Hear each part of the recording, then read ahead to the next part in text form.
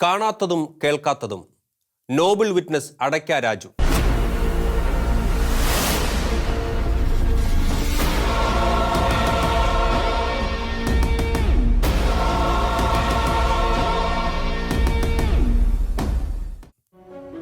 Noble witness അടയ്ക്ക രാജുവിനെ അവിശ്വസിക്കരുത്. കോടതിയും CBIയും വിശ്വസ്ത സാക്ഷിയായി കണ്ട അടയ്ക്ക രാജുവിനെ അവിശ്വസിക്കുന്നവരോട് അടയ്ക്ക രാജു ഒരു സാങ്കല്പിക കഥാപാത്രമല്ല. പ്രതികളെ 2008 CBI അറസ്റ്റ് ചെയ്തതിന് ശേഷം പെട്ടെന്ന് പൊട്ടിമുളച്ചതുമല്ല. കേസിന്റെ ആരംഭം മുതൽ അടയ്ക്ക രാജുവിന്റെ സാന്നിധ്യമുണ്ട്. സാക്ഷിയായിട്ടല്ല, കുറ്റാരോപിതനായിട്ടാണെന്ന് മാത്രം. എന്തുകൊണ്ടാണ് അന്ന് അടയ്ക്ക രാജുവിനെ അഭയ കേസിൽ പോലീസ് സംശയിച്ചത്, അല്ലെങ്കിൽ പ്രതിയാക്കാൻ ശ്രമിച്ചത്? കോടതി വിധിന്യായത്തിൽ പറയുന്നത് പോലെ അടയ്ക്ക രാജു സംഭവസ്ഥലത്തുണ്ടായിരുന്നു എന്നത് തന്നെ കാരണം. ഏതവസ്ഥയിലാണ് അടയ്ക്ക രാജു അവിടെയുണ്ടായിരുന്നത്? കഞ്ചാവടിച്ച് നൂലായി നടക്കുമ്പോഴാണെന്ന് അദ്ദേഹം തന്നെ മാധ്യമങ്ങളോട് പറഞ്ഞിട്ടുണ്ട്. എന്തിനാണ് അടയ്ക്ക രാജു അവിടെ എത്തിയത്? ഉത്തരത്തിനായി മറ്റെവിടെയും പരതി പോകേണ്ട. കോടതിയുടെ വിധിന്യായം മാത്രം വായിച്ചാൽ മതി. കോൺവെന്റ് ഹോസ്റ്റലിലെ മിന്നൽ രക്ഷാചാലകത്തിന്റെ ചെമ്പുകമ്പി മോഷ്ടിക്കാനാണ് അടയ്ക്ക രാജു അവിടെ എത്തിയത്. തുടർച്ചയായി 3-ാം തവണയാണ് ചെമ്പുകമ്പി മോഷ്ടിക്കാൻ അടയ്ക്ക രാജു അവിടെ എത്തുന്നത്. രാത്രി കോൺവെന്റ് ഹോസ്റ്റലിൽ മോഷ്ടിക്കാനായി പോയി എന്ന് പറയുന്ന രാജു കോൺവെന്റ് ഹോസ്റ്റലിന്റെ ടെറസിൽ നിന്ന് 2 പേർ ടോർച്ചടിച്ച് ചുറ്റുപാടും നോക്കുന്നത് കണ്ടു എന്ന് മൊഴി കൊടുത്തിട്ടുണ്ട്. മിന്നൽ വെളിച്ചത്തിൽ പ്രതികളെ കണ്ടു എന്ന് പറഞ്ഞ അടയ്ക്ക രാജു ഫാദർ കോട്ടൂരിന്റെ മുഖം പത്രങ്ങളിലൂടെ വന്നപ്പോഴാണ് താൻ 16 വർഷം മുൻപ് ടോർച്ച് വെളിച്ചത്തിൽ കണ്ട വ്യക്തി അദ്ദേഹം തന്നെ ആയിരുന്നു എന്ന് ഓർത്തെടുത്തത്. കോടതിയിൽ നൽകിയിട്ടുള്ള മൊഴികളിലും വിവിധ ചാനൽ അഭിമുഖങ്ങളിലും വിവിധ സമയത്ത് വിവിധ തരത്തിൽ വൈരുദ്ധ്യം നിറഞ്ഞ മൊഴികൾ നൽകുന്ന അടയ്ക്ക രാജുവിന്റെ കോടതി തന്നെ വിശ്വാസത്തിലെടുത്ത മൊഴികൾ പരിശോധിക്കുമ്പോഴും ഒരു സംശയം ബാക്കി നിൽക്കുന്നു. കോടതി പൂർണ്ണമായും വിശ്വാസമർപ്പിച്ച അടയ്ക്ക രാജു മറ്റാരെയെങ്കിലുമായിരുന്നു അന്ന് ആ സമയത്ത് കണ്ടത്. കാണാതായ അഭയയെ അന്വേഷിച്ച് mother superior, sister Merlin, sister Sephy എന്നിവർ മുൻവാതിലിലൂടെ പുറത്തിറങ്ങി ടോർച്ച് തെളിച്ച് അടുക്കളയുടെ ഭാഗത്തേക്ക് വരികയും തുടർന്ന് കന്യാസ്ത്രീകൾ സ്റ്റെയർ കേസ് വഴി ടെറസിലെത്തി അന്വേഷിച്ചുവെന്നും CBI കോടതിയുടെ വിധിന്യായത്തിൽ പറയുന്നുണ്ട്. 2 പേർ ടെറസിൽ നിൽക്കുന്നത് കണ്ടുവെന്നും അവർ എതിർദിശകളിൽ പോയി ചുറ്റും ടോർച്ചടിച്ച് നോക്കുന്നതായി കണ്ടുവെന്നും അടയ്ക്ക രാജു പറഞ്ഞിട്ടുള്ളത് ജസ്റ്റിസ് ഹേമയുടെ ജാമ്യഹർജി തീർപ്പാക്കിയിട്ടുള്ള വിധിയിലുമുണ്ട്. പ്രതികളെ കണ്ട സമയവും സിസ്റ്റേഴ്സ് ടെറസിലേക്ക് അഭയയെ അന്വേഷിച്ച് പോയ സമയവും തമ്മിൽ വലിയ വ്യത്യാസം കാണുന്നുമില്ല. അപ്പോൾ വിശ്വസിക്കാവുന്ന സാക്ഷിയാണെന്ന് കോടതി പറയുന്ന അടയ്ക്ക രാജു കണ്ടത് ആരെയായിരിക്കാനാണ് കൂടുതൽ സാധ്യത? രാജുവിന്റെ ഓപ്പറേഷൻ എങ്ങനെയാണെന്ന് കോടതി വിധിന്യായത്തിൽ വ്യക്തമാക്കുന്നുണ്ട്. കോട്ടയം അഭിലാഷ് തിയേറ്ററിൽ സെക്കൻഡ് ഷോ കഴിഞ്ഞു വരുന്ന വഴി ഒരു ചായയും കുടിച്ച് ഹോസ്റ്റലിനടുത്തെത്തുന്ന രാജു ഹോസ്റ്റലിന്റെ തൊട്ടപ്പുറത്തുള്ള വളപ്പിലൂടെ കൊക്കോ മരത്തിലൂടെ കയറി ഹോസ്റ്റൽ വളപ്പിലേക്ക് പടർന്നു കിടക്കുന്ന അതിന്റെ ശിഖരങ്ങളിലൂടെയാണ് ഹോസ്റ്റൽ വളപ്പിൽ പ്രവേശിക്കുന്നത്. എന്നാൽ കേസ് ഡയറി പരിശോധിക്കുമ്പോൾ വിദ്യാർത്ഥികൾ വൈകിയും പുലർച്ചെയുമെല്ലാം ഉണർന്നിരുന്ന് പഠിക്കുന്ന ഒരു പരീക്ഷാക്കാലത്ത് വൈദികർ തങ്ങൾ പഠിപ്പിക്കുന്ന BCM കോളേജിലെ വിദ്യാർത്ഥികളടക്കം 123 അന്തേവാസികളുള്ള കോട്ടയം നഗരത്തിന്റെ ഒത്ത നടുവിലുള്ള ഹോസ്റ്റലിലേക്ക് അതിൻ്റെ മതിൽ രാത്രി 12 മണിക്ക് വളരെ അനായാസേന ചാടിക്കടന്ന് സ്ഥിര സന്ദർശനത്തിനായി എത്തുന്നു. അഭയയുടെ മരണത്തിനാസ്പദമായ സംഭവം നടക്കുന്നത് 4:30-നും 5-നും ഇടയ്ക്കും. സംഭവ ദിവസം അഭയ അടക്കമുള്ള വിദ്യാർത്ഥികൾ 2:30-നും 4 മണിക്കുമൊക്കെയാണ് ഉണർന്ന് പഠിക്കാനിരിക്കുന്നതെന്നും വിധിന്യായത്തിൽ കാണുന്നു.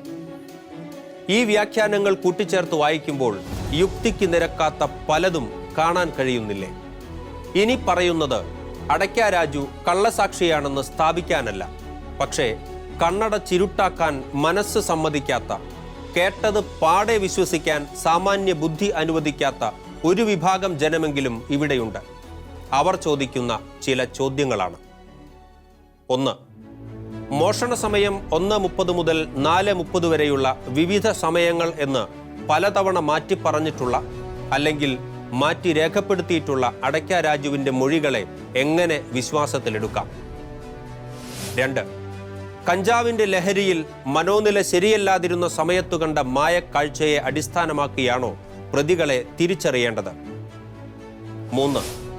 അതുവരെ മുഖപരിചയം പോലുമില്ലാത്ത പ്രതിയെ വളരെ ദൂരെ നിന്ന് കണ്ടിട്ട് പോലും രാജുവിന്റെ ഓർമ്മയിൽ എങ്ങനെ പതിഞ്ഞുകിടന്നു? 4.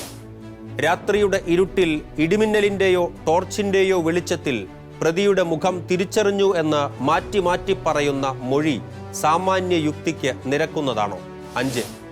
ടോർച്ചിന്റെ വെളിച്ചത്തിലാണ് മുഖം കണ്ടതെങ്കിൽ ഒരാൾ മറ്റേയാളുടെ മുഖത്തേക്ക് ടോർച്ചടിക്കുകയായിരുന്നു. അതല്ല, ഇടിമിന്നലിന്റെ മിന്നായത്തിൽ ദൂരെ നിന്നും കണ്ട മുഖമാണെങ്കിൽ എങ്ങനെ മനസ്സിൽ പതിഞ്ഞ് ദീർഘകാലം നിലനിൽക്കും? 6. 16 വർഷം മുൻപ് മിന്നായം പോലെ കണ്ട ഒരു മുഖം ഓർത്തെടുക്കാനുള്ള അസാമാന്യ കഴിവുള്ള എത്ര മനുഷ്യരുണ്ട്? 7. സംഭവ സമയം മുഴുവൻ അവിടെ ഉണ്ടായിട്ടും സിസ്റ്റർ അഭയയെ കിണറ്റിൽ കൊണ്ടിട്ടത് മാത്രം എന്തുകൊണ്ട് രാജു കാണാതെ പോയി? ഒറ്റ വാചകത്തിൽ പറഞ്ഞാൽ പരസ്പര വിരുദ്ധവും പൊരുത്തക്കേടുകൾ നിറഞ്ഞു നിൽക്കുന്നതുമാണ് രാജുവിന്റെ മൊഴികളും രാജു മാധ്യമങ്ങൾക്ക് കൊടുത്ത അഭിമുഖങ്ങളിലെ ഉള്ളടക്കങ്ങളും. അതുകൊണ്ട് തന്നെയാണ് അടയ്ക്ക രാജു പ്രതിയെ തിരിച്ചറിഞ്ഞു എന്ന വാദം സാമാന്യ ജനത്തിന് അവിശ്വസനീയമായി മാറുന്നത്. 1992 സംഭവം നടന്ന് പല ചോദ്യം ചെയ്യലുകൾക്കും വിധേയമായപ്പോഴും പറയാത്ത കാര്യം 16 വർഷങ്ങൾക്ക് ശേഷം 2008 രാജു വെളിപ്പെടുത്തുന്നത്. എന്നാൽ പ്രലോഭനങ്ങളിലൊന്നും തന്നെ വീഴാതെ കേസിന്റെ ആദ്യാവസാനം വരെ മൊഴിയിൽ ഉറച്ചുനിന്ന ഒരാളായാണ് അടയ്ക്ക രാജുവിനെ മുഖ്യധാരാ മാധ്യമങ്ങളിൽ പലരും വാഴ്ത്തുന്നത്. രാജുവിന്റെ മൊഴികളും രാജുവുമായി മാധ്യമങ്ങൾ നടത്തിയ അഭിമുഖങ്ങളും കണ്ടവരിൽ വീണ്ടും ചില സംശയങ്ങൾ ഉയരുകയാണ്. രാജു 3 പേരെയാണോ അതോ 2 പേരെയാണോ സംഭവസ്ഥലത്ത് കണ്ടത്? പ്രതികളെ കാണുന്നത് രാജു കൊക്കോ മരത്തിന് മുകളിൽ വെച്ചോ അതോ താഴെ നിന്നോ? ഹോസ്റ്റലിന്റെ 5ാം നിലയുടെ ടെറസിലാണോ അതോ ഗോവണിയിലേക്ക് നീങ്ങുമ്പോഴാണോ രാജു പ്രതികളെ കണ്ടത്?